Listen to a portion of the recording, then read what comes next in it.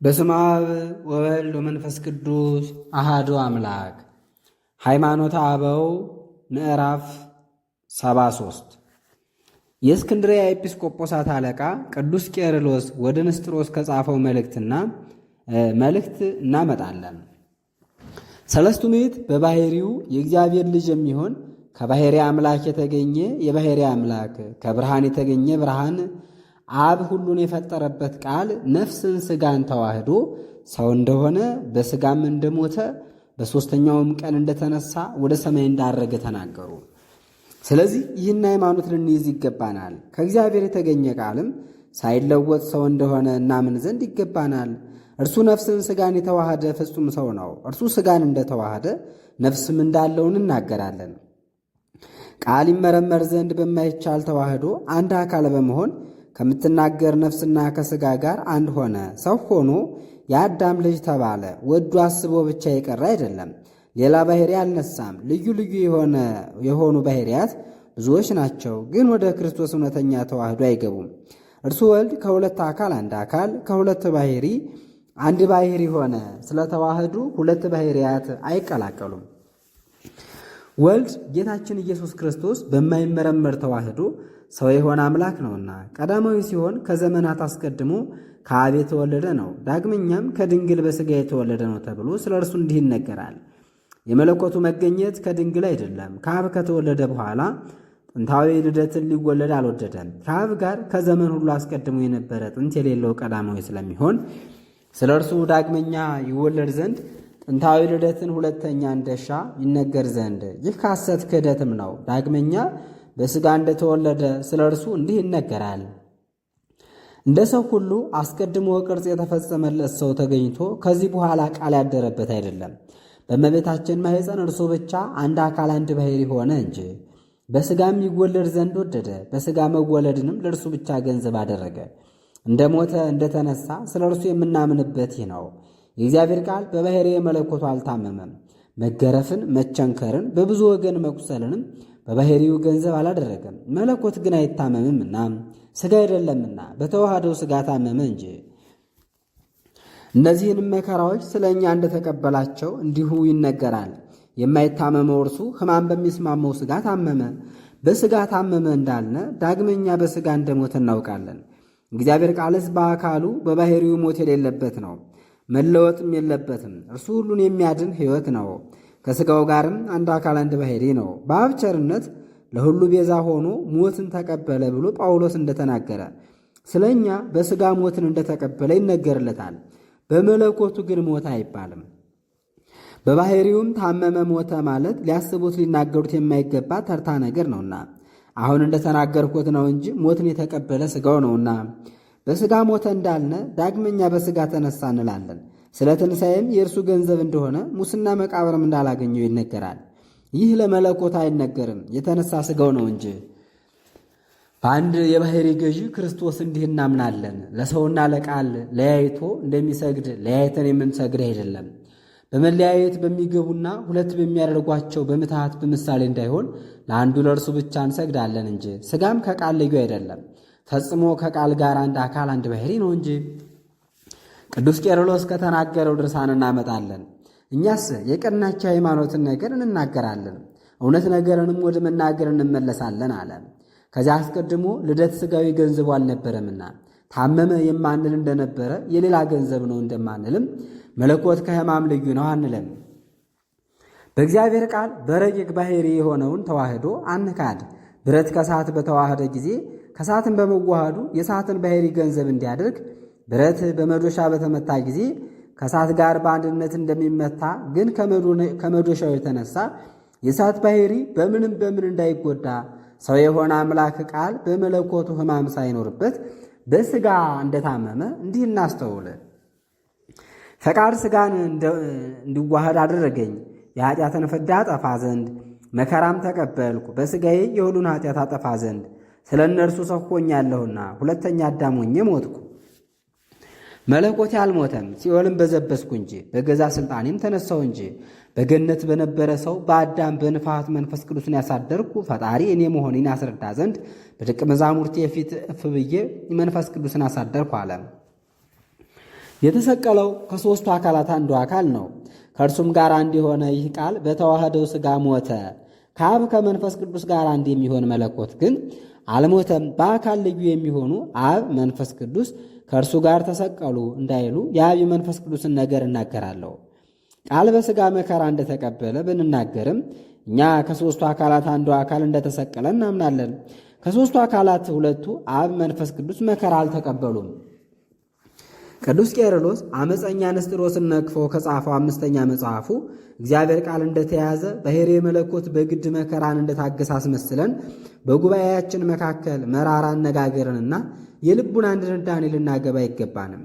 ይህን ነገር በእውነተኛ ትምህርት አቅንተን እንዲህ እንናገራለን። ይህንንም ፈጽመን ፈጥነን እንረዳዋለን። እኛስ ሰማዕታት በሃይማኖት በምግባር ፍጹማን በሆኑ ጊዜ ወደው ፍጹም መከራን እንደተቀበሉ ሃይማኖትንም አጽንተው እንደጠበቁ ጌታችን ክርስቶስም ደስ የሚያሰኘውን ክብር እንዳገኙ እንናገራለን። አሁንም ሰማዕታትን በሰይፍ በመቷቸው ጊዜ፣ በእሳትም ባቃጠሏቸው ጊዜ፣ ይዘውም በሰንሰለት ባሰሯቸው ጊዜ በውኑ ነፍሶቻቸው ከሥጋ ጋር ይህን ሁሉ ተቀበሉን? ነፍሳትም ዳግመኛ በእሳት ተቃጠሉን? በሰይፍ ተመቱን? ብሎ አንድ ሰው ቢጠይቀን እኛስ የእነርሱን ነገር ከሥጋ መከራ ልዩ እንጂ ናቸው፣ ይህንን ጽኑ መከራ አይቀበሉም ብለን እንመልሳለን። እነርሱ በባሕርያቸው ለብቻቸው ከሆኑ የሥጋን መከራ ስላልተቀበሉ ክብር አያገኙማ ብሎ ቢመልስልን እኛም መከራን ከሚቀበል ከሥጋ ሕማም ለብቻው የተለዩ አናደርጋቸውም፣ ሥጋም የእነርሱ ነው እንጂ የሌላ አይደለም ብለን እውነተኛ ነገርን እንመልስለታለን። የመለኮት ባሕርይ እንደታመመ በሥጋ ሕማም እንደተያዘ ይነገር ዘንድ እንደ አይሁድ እንደ መናፍቃን አነጋገር ስድብ ነው እንጂ ይህ ትምህርት አይደለም። ለእኛስ ደጉ ትምህርታችን በጎ ሃይማኖታችን በመለኮት ሳይታመም ከሥጋ ከሕማም ሳይለይ ቃል ለእርሱ ብቻ ገንዘብ እንደሆነ አድርጎ የሥጋን ሕማም ወዶ እንደተቀበለ እናምን ዘንድ ነው። ከተመሰገነ ከቅዱስ ቄርሎስ ወደ አንጾኪያ የኤጲስቆጶሳት አለቃ ዮሐንስ የተላከ መልእክት ነው። የምትናገር ነፍስ ገንዘቡ የምትሆን ፍጹም ሰው ፍጹም አምላክ እንደሆነ አሁንም በአንድ በእግዚአብሔር ልጅ በጌታችን በኢየሱስ ክርስቶስ እናምናለን። ቅድመ ዓለም በመለኮቱ ከአብ ተወለደ። በኋላ ዘመንም ዳግመኛ እኛን ለማዳን ከድንግል ማርያም አንድ አካል አንድ ባሕርይ ሆኖ በሥጋ ተወለደ። እርሱ ከአብ ከመንፈስ ቅዱስ ጋር በመለኮቱ ትክክል ነው። ይህ አንዱ ሰው በመሆን ከእኛ ጋር አንድ ነው። ሁለቱ ባሕርያት በተዋህዶ አንድ ሆኑ። ስለዚህም አንድ ክርስቶስ አንድ ገዥ እንደሆነ እናምናለን። ያለመቀላቀልም ይህንን ተዋህዶ እናስተምራለን። ቅድስት ድንግልም እግዚአብሔርን የወለደች እንደሆነች እናምናለን። የእግዚአብሔር ቃል ሥጋን ተዋህዶ ሰው ሆኗልና ከእርሱ የነሳውንም ሥጋ ከተጸነሰበት ቀን ጀምሮ ከእርሱ ጋር አንድ አካል አንድ ባሕርይ አድርጎታልና። ከዚህ ከከበረ ከቄርሎስ የተገኘ ወደ አሞሬዎስ ኤጲስቆጶስ ወደ አውሃሚዎስ የተላከ መልእክት ይህ ነው። እናንተ ሰዎች ይህን ሐሰት ነገራችሁን ወደ እኛ መልሳችሁ አትናገሩ። እኛ እንደ አቦሊናሪዎስ እንደ አውናሚዎስ እንደምንናገር አድርጋችሁ በትምክህት አትናገሩ። በኤፌሶን እንደተጻፈ በመድኃኒታችን በክርስቶስ በቸርነቱ እኔ በዘመኔ ሁሉ በቀናች ሃይማኖት ጸንቼ ኖርኩ። በዘመኔ ሁሉ በቀናች ሃይማኖት ፍጹም ሆንኩ።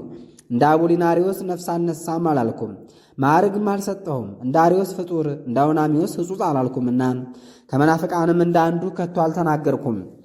እኔ ለጌታችን የምትናገር ነፍስ እንዳለችው አምናለሁ እንጂ ተቀላቀለ ከሚሉ ጋር በባሕርዩም ታመመ ደከመ ከሚሉ ጋር ተለወጠም ከሚሉ ጋር አንድ አልሆንም።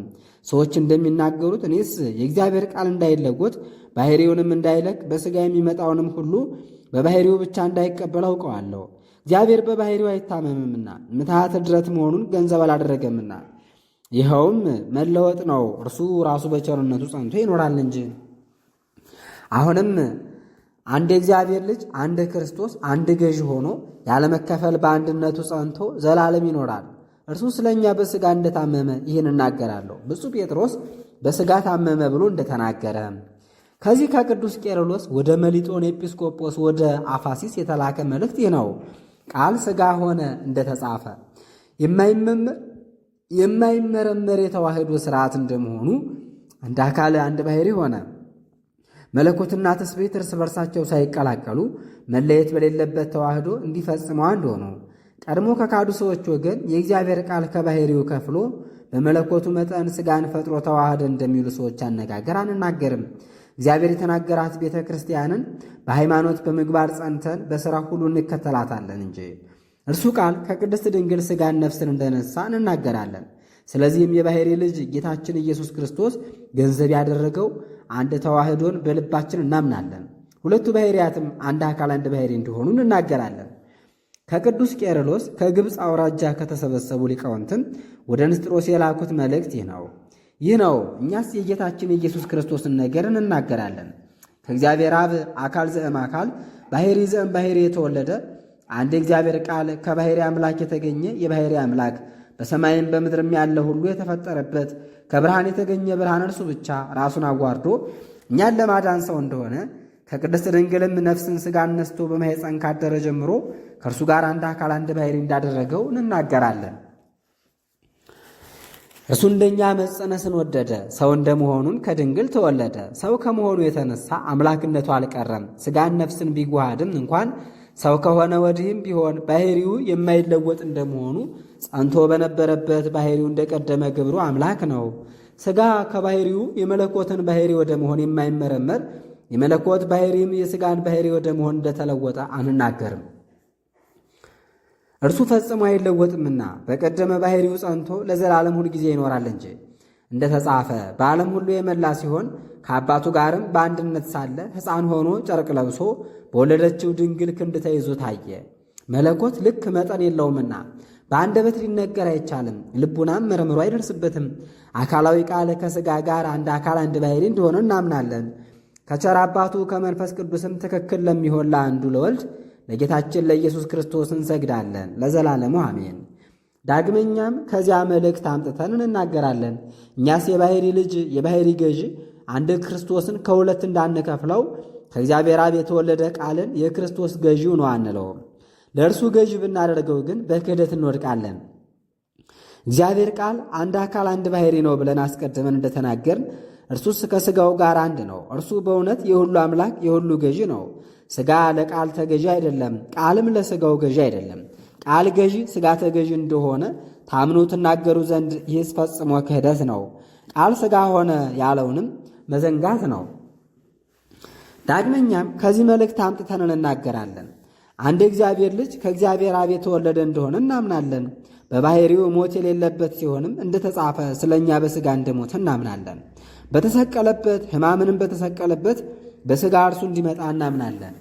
በባሕርዩ ሞት የሌለበት ሲሆን ስለ ሰው ሁሉ ቤዛ ሆኖ ሞተ። በባሕርዩ ሕይወት ትንሣኤ ሲሆን ሰውነቱን ለሞት አሳልፎ ሰጠ።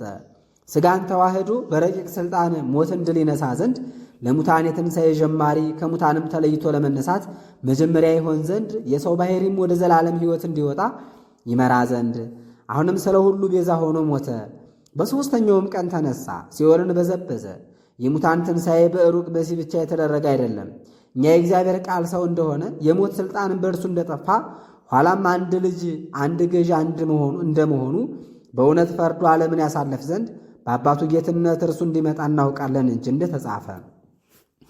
ዳግመኛም ይህን አንድ ግብር ልንናገር ይገባናል። አንድ የእግዚአብሔር ልጅ በሥጋ መሞቱን እናስተምራለን። ይኸውም ጌታችን ኢየሱስ ክርስቶስ ነው። ከሙታን ተለይቶ መነሳቱን ወደ ሰማይ ማድረጉንም እናምናለን። ዳግመኛ ከዚች መልእክት አንጥተን እንናገራለን። አምላክን በምታገለግልበት በሹመትህ መናፍቃንን ልታወግዝበት የሚገባውን ነገር እነሆ ከዚች መልእክት በታች ጻፍኩልህ።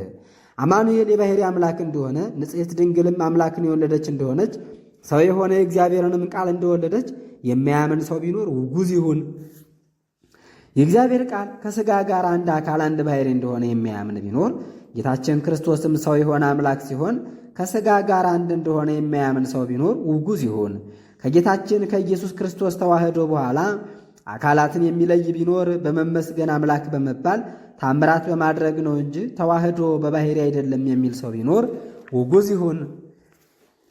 የቅዱስ ወንጌልን ቃል የሐዋርያትንም ቃል የሚያስተባብል ክርስቶስንም ሁለት አካል ሁለት ባሕርይ በማለት የሚለይ ቢኖር ቅዱሳን አበው ስለ ክርስቶስ የተናገሩትን ነቢያትም ሰው ከመሆኑ አስቀድሞ የተናገሩትን የማይቀበል ቢኖር ትስብእትን ከመለኮት ለይቶ ለብቻው አንድ ወገን ነው የሚል ከእግዚአብሔር አብ ከተገኘ ከቃልም ልዩ አድርጎ አደረበት የሚል ቢኖር ውጉዝ ይሁን። ክርስቶስ እግዚአብሔር ያደረበት ሰው እንጂ የባሕርይ አምላክ አይደለም ብሎ ደፍሮ የሚናገር ሰው ቢኖር ሰው የሆነ እንደኛም ሥጋን ነፍስን የተዋሃደ ቃል በባሕርይ አንድ ልጅ እንደሆነ የማይናገር ቢኖር ውጉዝ ይሁን። ከአብ የተወለደ የእግዚአብሔር ቃል ለክርስቶስ ፈጣሪው ወይም ገዢው እንደሆነ የሚናገር ቃል ሥጋን እንደሆነ በመጽሐፍ እንደተነገረ መጠን እርሱ ሰው የሆነ አምላክ እንደሆነ የማይናገር ቢኖር ውጉዝ ይሁን።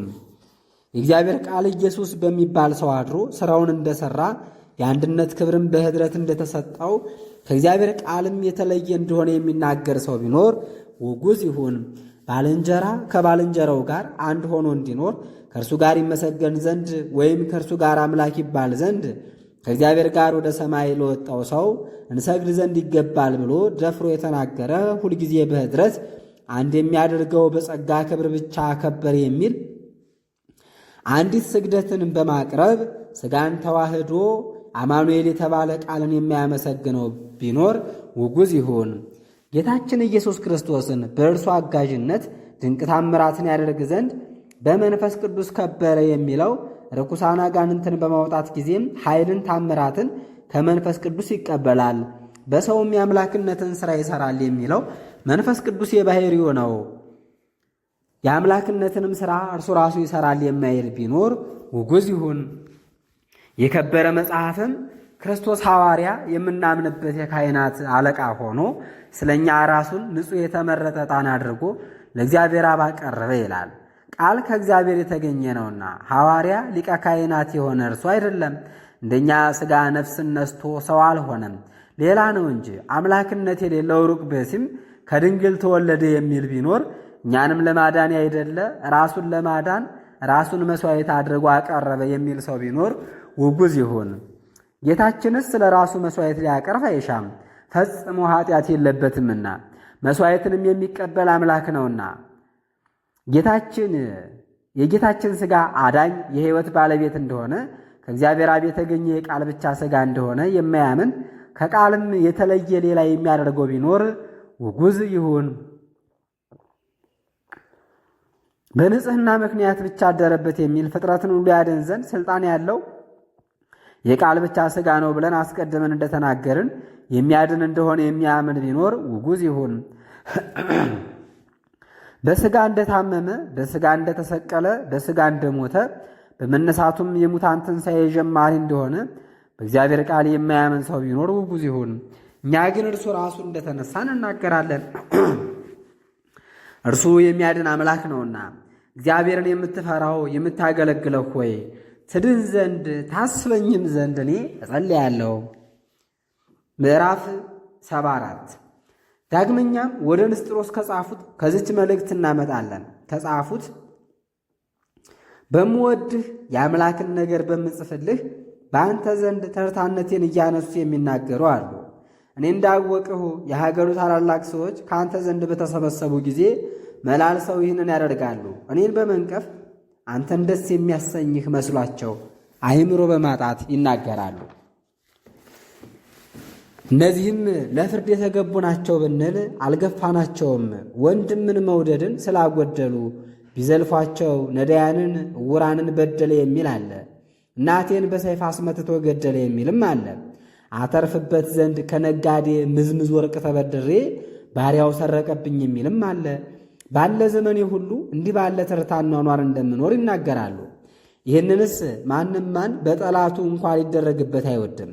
እኔን ግን ይህ ነገር አያሳዝነኝም። ከጌታዬ ከመምህሬ ከቅዱሳን አባቶቼም ፈጽሜ እበልጣለሁ እንዳልል በክፉ አኗኗር ሊኖር የሚወድ የለም። እነዚያስ አንደበታቸው መራር መርገምንም የተመላ ነው። እነርሱስ በሁሉ ለሚፈርድ ለእርሱ ይመልሱ ዘንድ አላቸው። እኔስ ዳግመኛ አሁን እንደሚገባኝ ተመልሼ ስለ ጌታችን ስለ ኢየሱስ ክርስቶስ በማስተማር ጊዜ ሃይማኖትን አሳስብሃለሁ። በክርስቶስ ከሚያምኑ ከእነዚህ ከታናናሾቹ አንዱን የሚያስት ጽኑ ፍዳ ይቀበላል ያለውን ቃል አስበህ በሚገባ ሆነህ ይህን ለሕዝብህ ታስተምር ዘንድ እንዲህ ከሆነ አንዱ ብዙዎቹን ቢያስት ቢያሳዝናቸው ፈጽሞ ምን ያህል ፍዳ ይቀበል ይሆን? አሁን ለሚጠራጠሩ ሰዎች በምን ለክህደት አብነት አንሆን።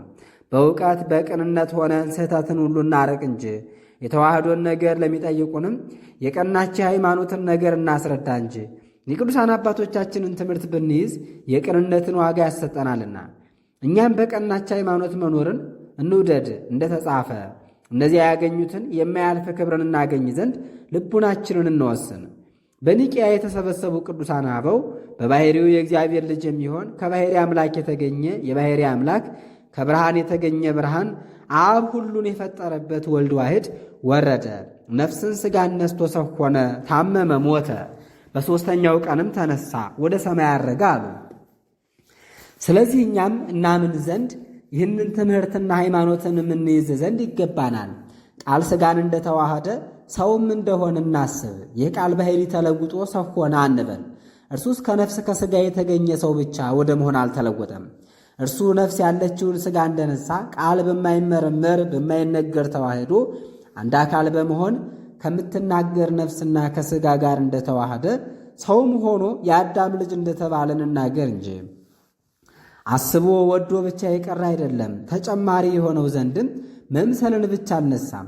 በእውነተኛው ተዋህዶ እርስ በርሳቸው አንድ የሚሆኑ ልዩ ልዩ የሆኑ ብዙ ባሕርያትንም አልነሳም። ከሁለቱ ከመለኮትና ከተስቤት አንድ ሆነ እንጂ። በተዋህዶ ምክንያትም ሁለቱን ባሕርያት አንቀላቀላቸውም። አንድ ልጅ ጌታችን ኢየሱስ ክርስቶስን በመለኮቱ በትስብእቱ በተዋህዶ የማይመረመር እንደሆነ ፈጽመን እናውቀዋለን። ከዓለም አስቀድሞ እንደነበረ እርሱ ከአብ እንደተወለደ ወዲህም በሥጋ ከድንግል እንደተወለደ እንዲህ ትናገሩ የለምን?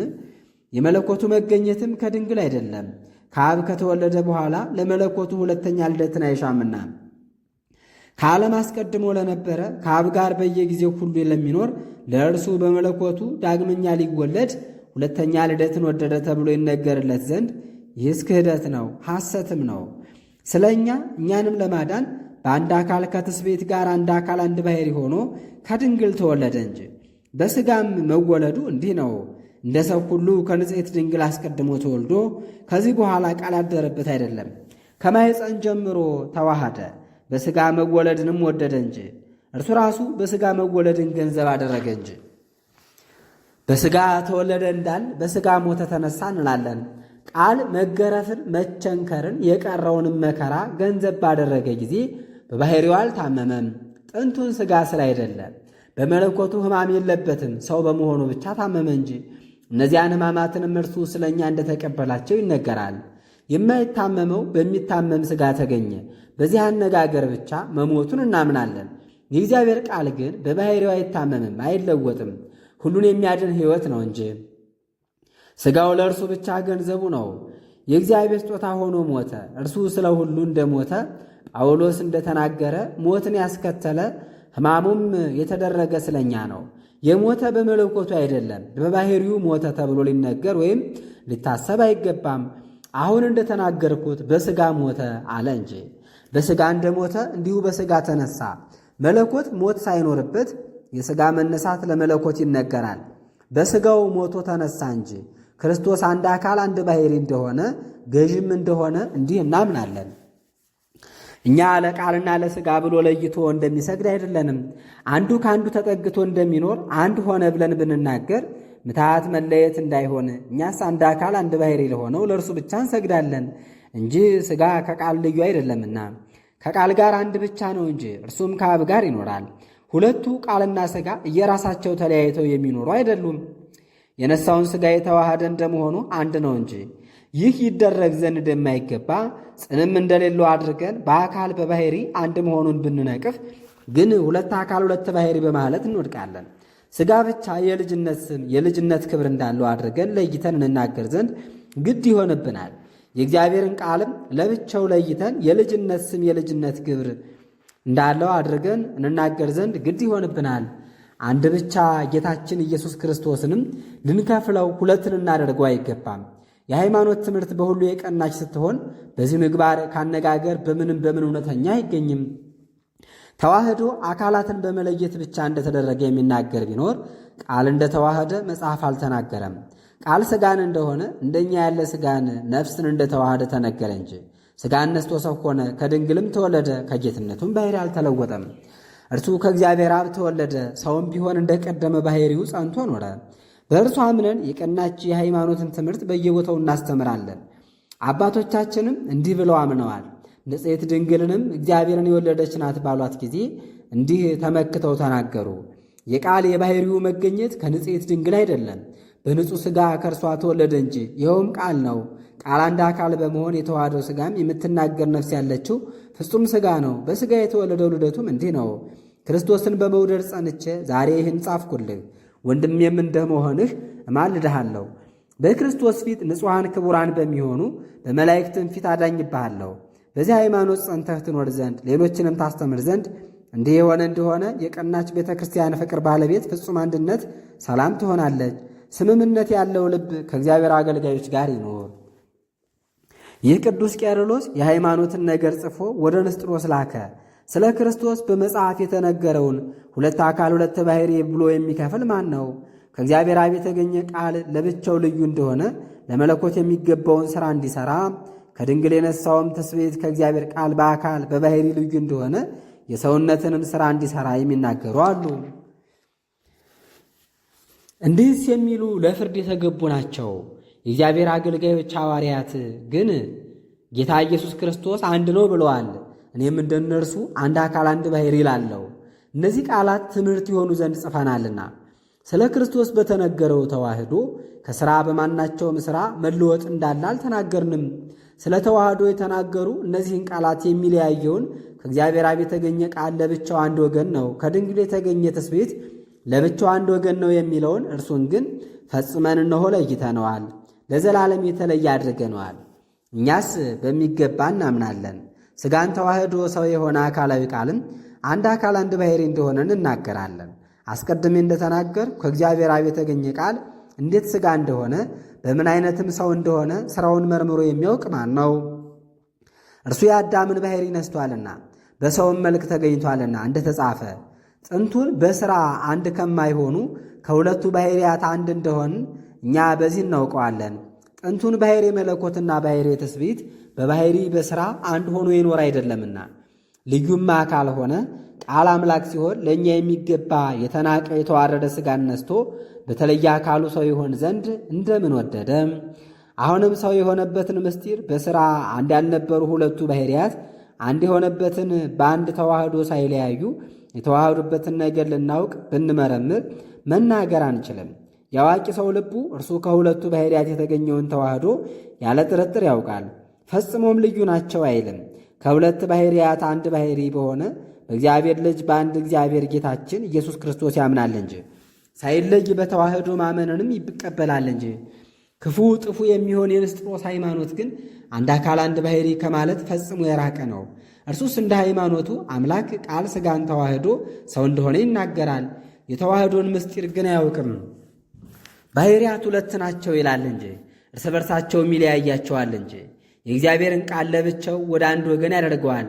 እግዚአብሔር ቃል የተዋህደው ሥጋንም አንድ ወገን ነው ይላል። የመለኮትን ክብር እኩልነትንም በኅድረት እንዳገኘ አድርጎ ለብቻው ወደ አንድ ወገን ያደርገዋል። እርሱ እንዲህ ይላል፣ የእግዚአብሔር ቃል ከሥጋ ልዩ አይደለም። ስለዚህ እኔም በክብር ከእርሱ ከማይለይ ከቃል ሥጋን በክብር አልለየውም። ሁለቱን ባሕርያትም እርስ በርሳቸው አልቀላቀላቸውም፣ አልከፍላቸውም። በተዋህዶም አንድ ስግደት እሰግዳለሁ።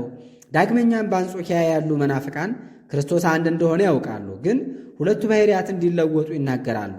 ይህ ለመለኮት ዕጸጽ እንደሆነ እንናገራለን። ይህ ሥራም በመለኮት በትስብእት ባሕርይ ሊነገር አይገባም። አስቀድሜ እንደተናገርኩም አይቀላቀሉም፣ አይለያዩም። ዳግመኛም እነዚያ መናፍቃን ጌታችን ኢየሱስ ክርስቶስ አንድ ነው ከትስብእትም ጋር አንድ እንደሆነ መጠን እንግዲህ በመቀላቀል አንድ አካል ነው ይላሉ። እኔስ አንድ የሆነውን በባሕርዩም በግብርም አለያየውም፣ በመቀላቀልም አንድ ሆነ አልልም። እናንተ ግን ያ የእውቀት ድሃ ንስጥሮስ ደፍሮ እንደተናገረ ሁለት አካል ሁለት ባሕርይ ብላችሁ አትመኑ። ያገኘውን ድንቁርናውን ለእርሱ ብቻ ተውለት፣ ይለፍልፍበት። የመጻሕፍት ቃልም በእርሱ ዘንድ ብቻ ተለወጠ። ስለ እግዚአብሔር አብ ቃል ለብቻው የሚነገር አለ። ከማርያም ስለተወለደ ወልድም ከቃል ልዩ እንደሆነ አድርጎ በአንድ ወገን ለብቻው የሚነገር አለ ብሎ ያ ንስጥሮስ እንደተናገረው አነጋገር ፈጽሞ አይነገርም። መጻሕፍት ግን ስለ አምላክነቱ የሚናገሩት አለ፣ ሰው ስለ መሆኑም የተናገሩት አለ።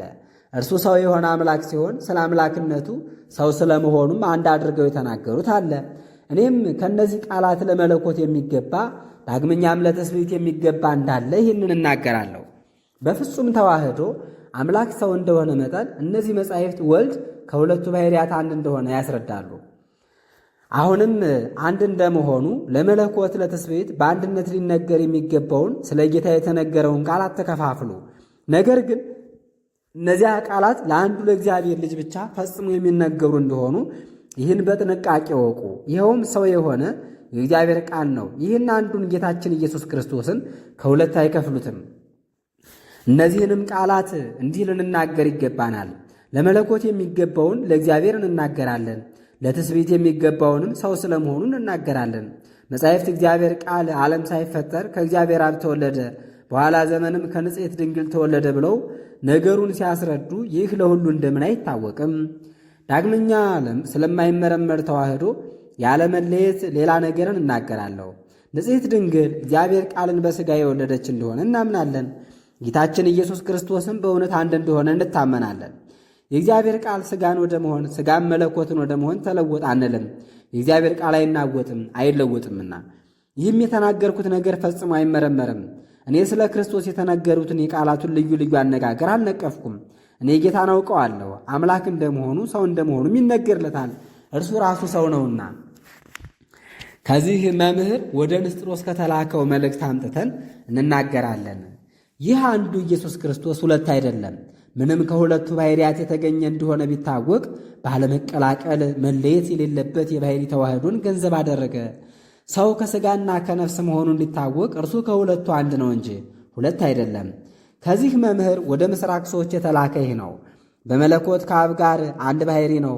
ሰው በመሆኑም ከእኛ ጋር አንድ ባሕርይ ነው። አንድ መሆኑም ከሁለቱ ነው። ስለዚህም የምናምንበት የባሕርይ ገዢ አንድ ነው። ባለመቀላቀል እንደሚታመነው እንደ ተዋህዶ እምነት ክርስቶስ አንድ ነው። ንጽሕት ድንግልም ሰው የሆነ ከተጸነሰበት ጊዜም ጀምሮ ከእርሷ የነሳውን ሥጋ ከእርሱ ጋር አንድ አካል አንድ ባሕርይ ያደረገውን እግዚአብሔር ቃልን እንደወለደች እናምናለን። ይህ ሊቅ ቄርሎስ በተሾመ በሁለተኛው ዓመት ስለ ሃይማኖት ምስጢር ከጻፈው እናመጣለን። አስቀድሜ እንደተናገርኩ በአዳም ትእዛዝ ማፍረስ ምክንያት የሰው ባሕርይ ለሞት ለጥፋት ተሰጥቶ ነበር። እንደ ቀድሞ አኗኗሩ ፈጣሪ ዳግመኛ ሊያድነው ወደደ። ባለመጥፋት ባለመለወጥ ሊገልጠው ወደደ። ይህ በምን ሥራ ሊሆን ይችላል? ሰውን ያጸናው ዘንድ ሰው በሆነ ሁሉን በሚያድን ቃል ነው። እንዲህም ከሆነ የዚህ የተዋህዶ ሁለንተናው ረቂቅ ምስጢር እንደሆነ በልቡና ወቅ ሕይወት ማሕየዊ ሊሆን እርሱ ሰው ሆኗልና በማይመረመር ሥልጣን ሥጋው ሞትን መለወጥን ድል የሚነሳ እንደሆነ ይገልጥ ዘንድ በምን ሥራ በምን ነገር አንበር። እንደ ብረት ነው። ብረት ወደ እሳት በገባ ጊዜ እሳት ሙቀቱን ብርሃኑን ያዋህደዋል። በዚህ መዋሃዱም እሳት ያደርገዋል፣ የእሳትነትንም ኃይል ይሰጠዋል። የማይዳሰስ ይህ እሳት በብረት በሚመሰለውም ሁሉ ውእየቱን ብርሃኑን የሚያዋህድ ከሆነ የተዋህደው ሥጋ በነፍስ በሥጋ የሚያድን እንደሆነ እንዳይታወቅ ሁሉን የሚያድን የእግዚአብሔር ቃል እንደምን ደከመ ይባላል። ዳግመኛም ወደ ንስጥሮስ በጻፈው መልእክቱ እንዲህ አለ። ሰው ስለሆነ እግዚአብሔር ቃል አንድ አካል አንድ ባሕርይ እንደሆነ በተነገረ ሁሉ እናምናለን። ምዕራፍ 75 ይቀጥላል። ረድኤተ እግዚአብሔር አይለየን።